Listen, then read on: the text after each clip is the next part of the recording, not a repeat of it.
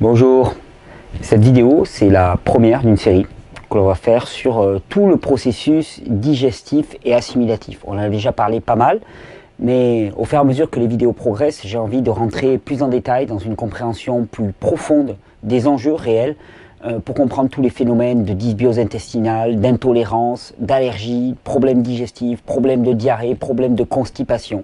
Et pour cela, il faut établir notre savoir étape par étape. Et donc ça va être toute une série de vidéos, dont voici la première que j'ai appelée un petit peu booster votre digestion, comme une planche d'appel un petit peu pour attirer l'attention sur ce phénomène essentiel qui est le phénomène digestif dans l'individu et comment il est à la base. C'est les dysfonctions du fonctionnement digestif sont à la base de quasiment tous les troubles métaboliques qu'il peut y avoir à l'échelle de l'individu.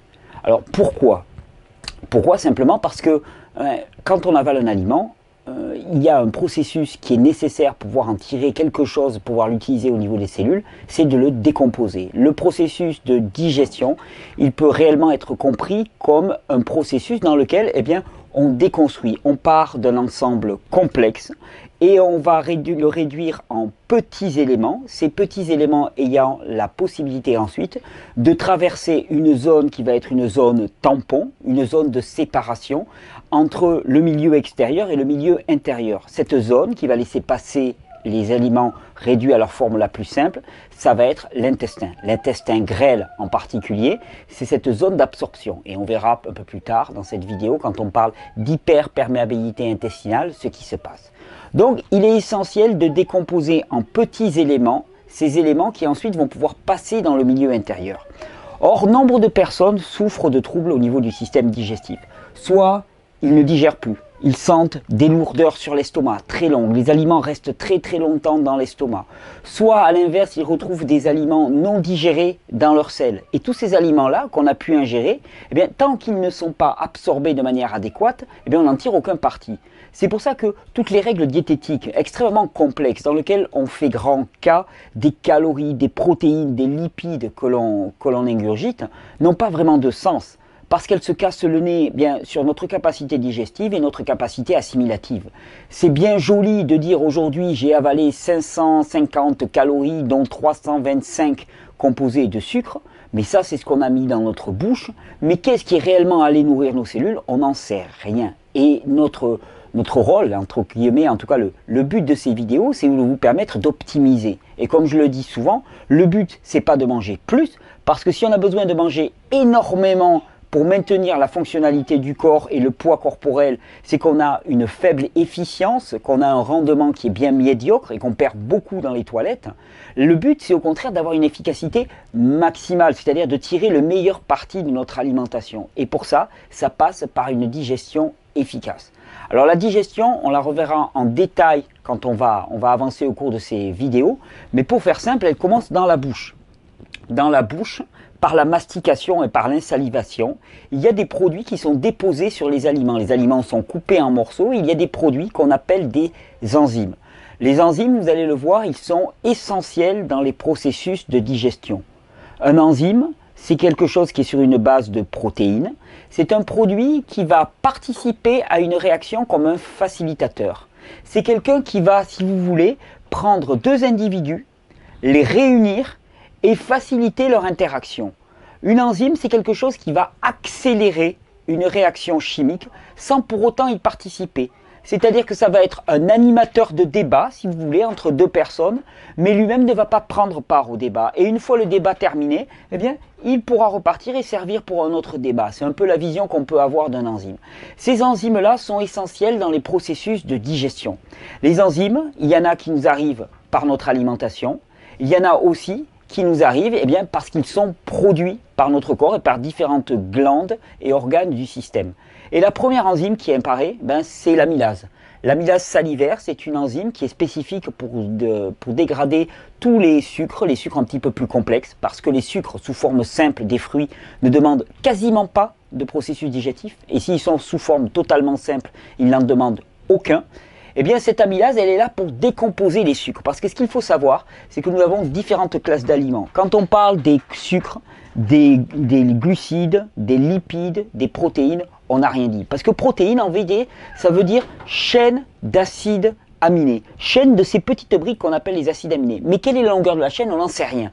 Et c'est pour ça que quand on dit bah, les protéines, il en faut pas, tout dépend du type de protéines. C'est-à-dire qu'il y a des protéines à chaîne très courte qui sont quasiment des acides aminés sous forme libre, qu'on va trouver préférentiellement dans le règne des plantes. Et puis il y a des protéines très complexes qu'on va trouver par exemple dans le règne animal ou dans les amandes ou dans les noix, qui vont être beaucoup plus difficiles à scinder et à digérer. De la même manière, dans les sucres, il y a des sucres très simples, sucre simple qu'on trouve dans les fruits, tous les fruits à queue particulièrement.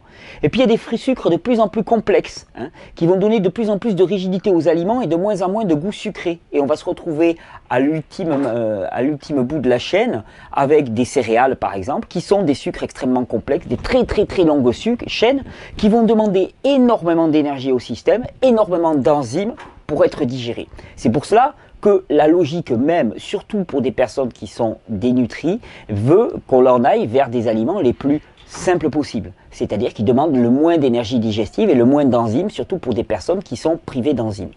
Alors, la digestion, elle commence au niveau de la bouche avec cette amylase salivaire et cette mastication. La mastication est essentielle. On n'en parle pas assez, la mastication est vraiment essentielle parce qu'elle permet de réduire les fibres.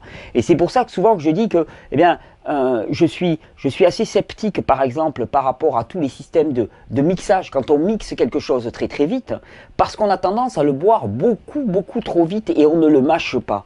Quand on consomme un jus par exemple, les fibres sont absentes. Donc les processus digestifs sont réduits à quasiment zéro. Et dès lors, finalement, bien, insaliver un jus, c'est encore mieux, mais ce n'est pas une nécessité absolue. A l'inverse, quand on consomme quelque chose qui a été mixé, l'insalivation doit être très importante. D'autant plus que le produit a été coupé en tout petits morceaux. Et si on ne le fait pas, et c'est rarement le cas malheureusement, si on ne le fait pas, effectivement, eh bien, les processus digestifs vont être impactés. Pourquoi? Parce qu'il n'y aura pas eu cette enzyme, l'amylase salivaire, qui aura été répandue de la manière adéquate au travers de cette mastication. Ensuite, les aliments progressent et vont arriver via l'œsophage jusqu'à notre estomac. Et aujourd'hui, je voudrais m'arrêter là. Nombre de personnes témoignent de lourdeur d'estomac, de difficultés au niveau de l'estomac. Il faut savoir que dans l'estomac, il y a deux types d'aliments qui sont digérés. Ce sont les aliments de type protéique et les aliments de type gras. C'est-à-dire tout ce qui contient de la graisse et ou des protéines va être digéré dans l'estomac. On verra que les graisses sont aussi digérées après l'estomac, mais il y a un début de digestion au niveau de l'estomac. Toutes les personnes qui ont l'impression de garder les aliments pendant énormément de temps dans l'estomac, c'est uniquement parce qu'il y a des déséquilibres qui se trouvent au niveau de l'estomac et au niveau de la première partie de l'intestin grêle, qui fait que le péristaltisme normal n'a pas lieu et qui fait surtout qu'il n'y a pas assez de production d'enzymes et qu'il n'y a pas assez de production d'acide chlorhydrique au niveau de l'estomac pour booster cette digestion. Alors vous allez me dire, mais bon, ok, si on ne décompose pas les aliments de manière adéquate, bon, on va avoir de la perte et après. Mais ce qu'il faut bien comprendre, c'est que si les aliments arrivent au niveau de l'intestin grêle, c'est-à-dire à ce niveau-là à peu près, et ne sont pas décomposés de manière adéquate, et que qui plus est, on a un intestin grêle qui est poreux, c'est-à-dire qui laisse passer des aliments qui ne sont pas complètement décomposés, eh bien on va avoir un début d'auto-intoxication, c'est-à-dire qu'on va s'intoxiquer à partir des éléments non décomposés qui vont se retrouver dans l'intestin grêle. Or, dans l'intestin grêle, il y a tout un ensemble de bactéries qu'on appelle le biote intestinal, qui est là pour digérer, qui est là pour produire des enzymes. Sauf que ce biote-là, eh bien, il peut être amoindri, il peut être lacunaire, il peut être plutôt orienté dans le sens d'une flore pathogène et les processus digestifs ne vont pas se faire de manière adéquate. Quand les processus digestifs ne se font pas de manière adéquate, alors à ce moment-là, les aliments ne sont pas décomposés de bonne manière. Ces aliments qui ne sont pas décomposés de bonne manière, ces grosses molécules, qui sont loin d'être la molécule simple que la cellule va pouvoir utiliser, ces grosses molécules, s'il y a un tas d'inflammation intestinale, et on verra plus en détail dans la prochaine vidéo un petit peu à quoi ça correspond, s'il y a un état d'inflammation intestinale, eh bien ces grosses molécules, elles sont susceptibles de passer dans le sang. Et une fois qu'elles vont passer dans le sang, elles vont passer dans tout le système intérieur. Ces grosses molécules, elles vont venir s'accumuler sans pouvoir être utilisées dans le corps. Parce qu'une fois le processus digestif accompli, c'est-à-dire dans les zones qui lui sont consacrées, estomac et intestin grêle, eh bien ensuite il ne se produit plus dans le corps. Et si des particules non digérées se retrouvent dans le sang et dans tout le système intérieur, eh bien elles vont venir s'accumuler, elles vont venir se comporter comme des produits toxiques à l'intérieur du corps. Et c'est elles qui vont être reconnues par le système immunitaire comme des molécules anormales, ces molécules anormales étant ensuite ciblées par le système immunitaire qui n'a d'avoir de cesse que de les détruire. Et c'est comme ça qu'on peut commencer à avoir une réaction auto-immune. Toute affection auto-immune commence par deux choses, une digestion qui est faible et une barrière intestinale qui est poreuse. C'est toujours les deux qui vont de pair. Et dès lors, vous comprendrez qu'il est essentiel d'apprendre à booster sa digestion. Alors, comment booster sa digestion, avant de rentrer en détail dans la compréhension, on va donner tout de suite quelques règles. Quelques règles pour démarrer tout de suite et changer son vécu. Alors, comment booster sa digestion? Bien, premièrement, il faut savoir quel type d'aliments on va ingérer. Il faut savoir qu'il y a des enzymes digestifs, il y a des enzymes qui sont présents dans les plantes, naturellement, qui accompagnent les plantes quand elles sont consommées. Et il y a des enzymes qui sont produits par le pancréas, par les cellules de l'intestin grêle, par les glandes au niveau de la bouche, comme l'amylase par exemple. Il y a ces enzymes qui sont produites par les humains. Comment booster les processus digestifs? C'est déjà s'orienter vers des aliments qui contiennent en eux-mêmes une très grande quantité d'enzymes. Et c'est donc se diriger vers des aliments qui sont sous leur forme la plus simple, c'est-à-dire une forme crue. Parce que c'est sous forme crue que les enzymes sont possiblement disponibles dans les aliments. Une fois cuits, les enzymes sont nettement dégradées. Sauf que, à l'inverse, et c'est toujours pareil, on apprend dans ces vidéos à contrebalancer, à ne pas fonctionner dans un dogme. Sauf que force est de constater, particulièrement dans les légumes, qu'il y a des légumes qui sont fortement cellulosiques. La cellulose, c'est ce qui donne la rigidité aux carottes, la rigidité à certaines salades qui sont très rigides ou à certains légumes qui sont très rigides. Ces celluloses sont des chaînes complexes de sucre, sont des sucres complexes. Et ces chaînes de cellulose sont difficiles à casser. Et c'est pourquoi, quand on parle de digestion difficile, il faut connaître le potentiel digestif de la personne à la base. C'est-à-dire que certaines personnes ont un fort potentiel digestif et vont pouvoir, dès le départ, s'accommoder de légumes qui vont avoir une cellulose complexe.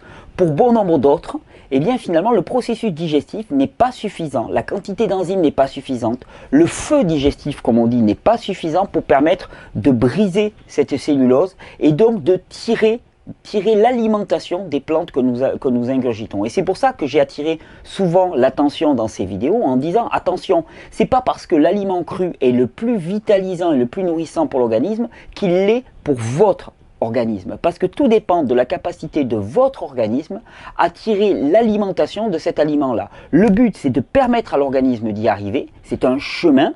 Mais commencer du jour au lendemain comme ça et constater que ça ne marche pas, eh bien c'est vraiment le point principal pour arriver à se poser, à se dire ok, pour l'instant je n'ai pas assez de feu digestif. Comment le renforcer et comment s'adapter pour l'instant? Et c'est pour ça que j'attire toujours l'attention pour les légumes, particulièrement les légumes rigides ayant des celluloses complexes. Attention, la capacité digestive des individus, elle est variable et il peut se trouver nécessaire de les cuire par exemple parce que la cuisson décompose les celluloses.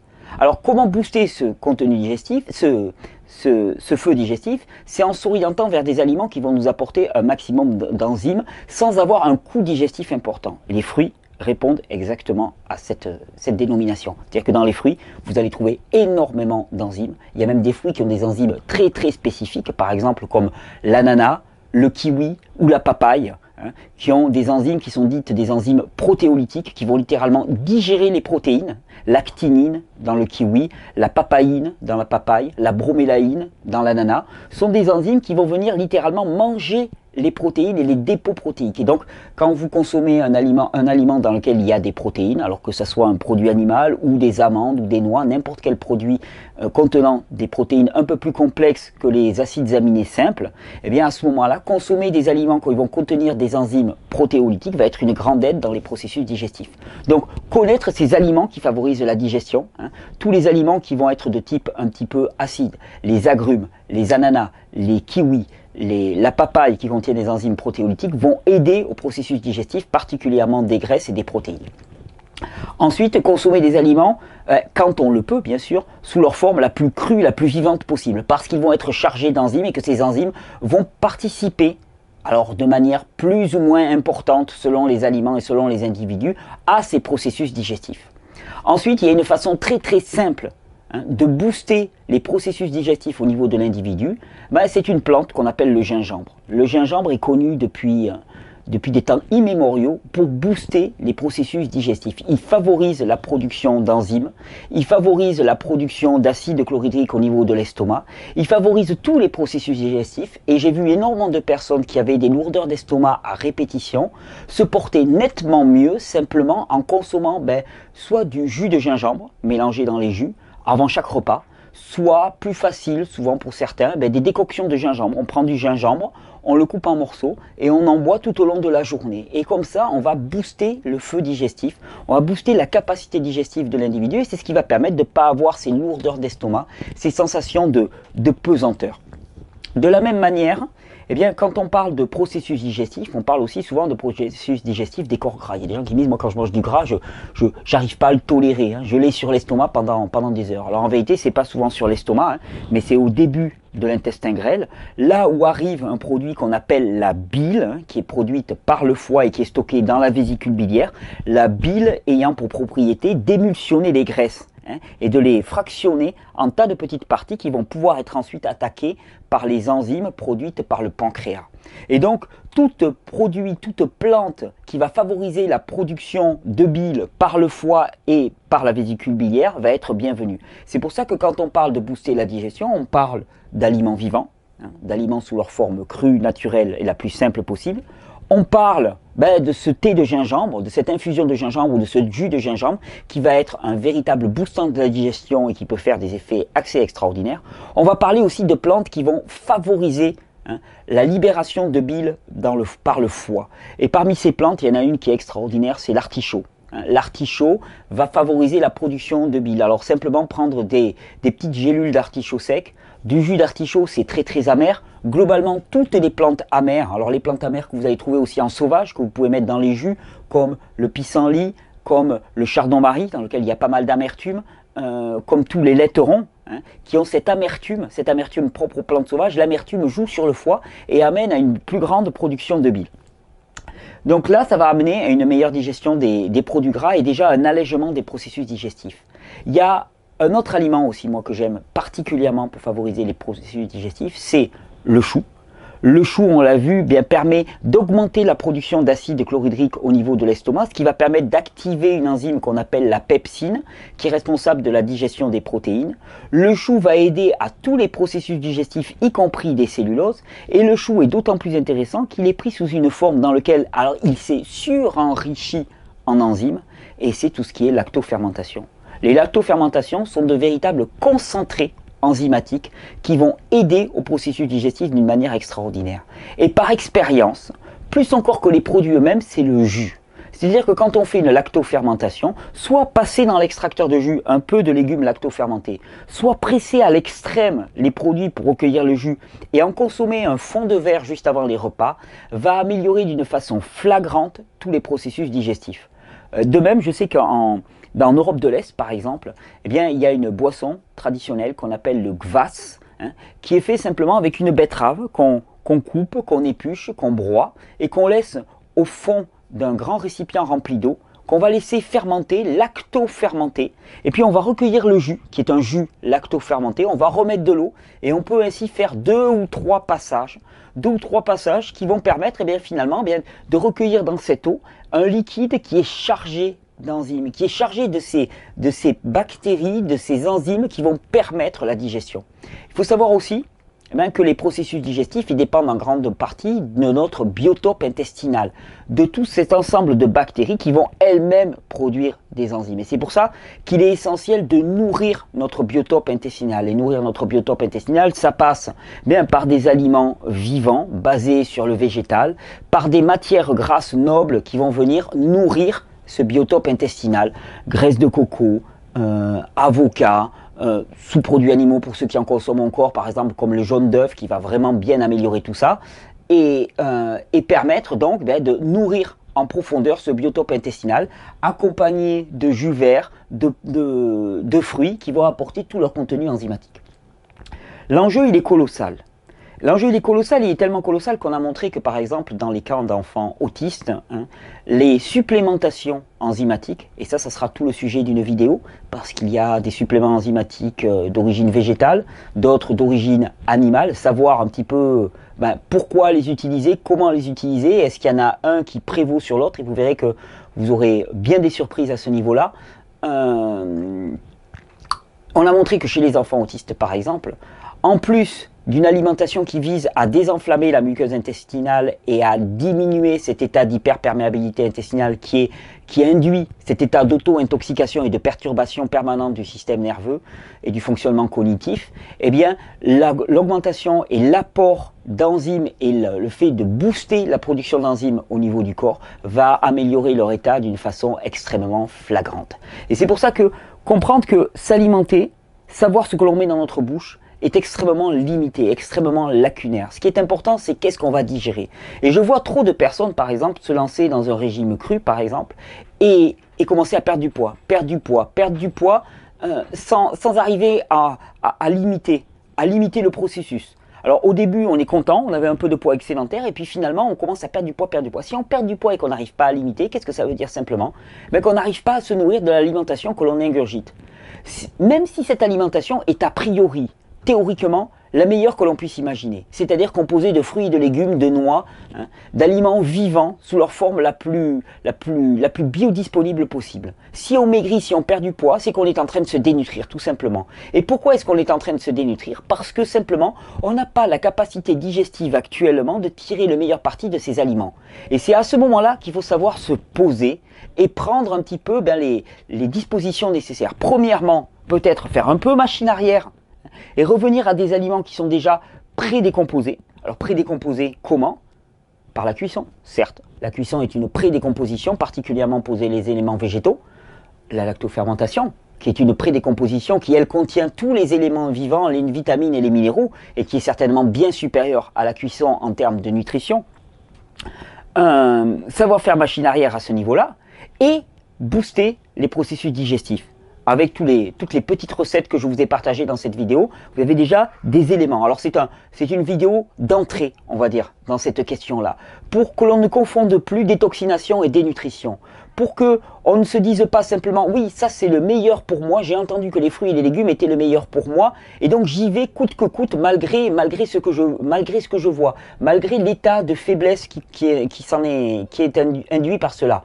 L'important, c'est de mettre notre corps en adéquation avec l'alimentation qu'on lui importe. C'est pour ça que on parle de régénération, et régénération aussi de nos processus de pensée. Arrêtez de penser que quelque chose est bien parce que l'autre le fait et que ça lui sert à lui, mais penser que quelque chose est bien pour nous parce qu'il correspond à nos besoins de l'instant. Booster nos processus digestifs, c'est nous rendre aptes à tirer notre alimentation de la source végétale la moins concentrée possible. Avoir un système digestif qui est défaillant, c'est devoir encore recourir à des aliments qui vont être concentrés, lourds et denses. Et c'est ça qui fait la différence. Mais il ne sert à rien de passer à une alimentation extrêmement déconcentrée si on n'a pas les processus digestifs qui suivent. Parce que sinon, qu'est-ce qui va se passer? Il va se passer un processus de dénutrition. Alors, au cours de cette série de vidéos, on va commencer à approfondir ces notions. Dès aujourd'hui, je voulais un petit peu dresser le début, un petit peu le tableau d'ensemble, poser les bases, comprendre qu'une alimentation crue est la meilleure pour apporter une quantité d'enzymes extrêmement importante. Quelle est la meilleure? À condition qu'on puisse en tirer parti. Et c'est toujours l'espèce d'ambiguïté du système. Arriver à jauger quelle portion de cru on peut introduire dès le départ, à quelle vitesse avancer là-dedans, pour arriver à un moment effectivement à prospérer sur une alimentation totalement crue qui va nous apporter le maximum de vitalité, le maximum d'enzymes et le maximum de minéraux, mais tout en sachant que si on le met trop vite en place, trop rapidement, nous n'avons pas la capacité digestive qui va nous permettre de tirer la moelle, la substantifique moelle de ces aliments-là et de nous nourrir littéralement. C'est en comprenant ces enjeux qu'on évite finalement de faire des faux pas et qu'on a une progression dans ce chemin vers une meilleure santé qui est une progression qui va de mieux-être en mieux-être et non pas de difficulté en difficulté. C'est de la connaissance vraiment que naît cette responsabilisation et cette liberté. C'est le but de toute cette série de vidéos et je vous promets qu'il va y avoir de sacrées découvertes.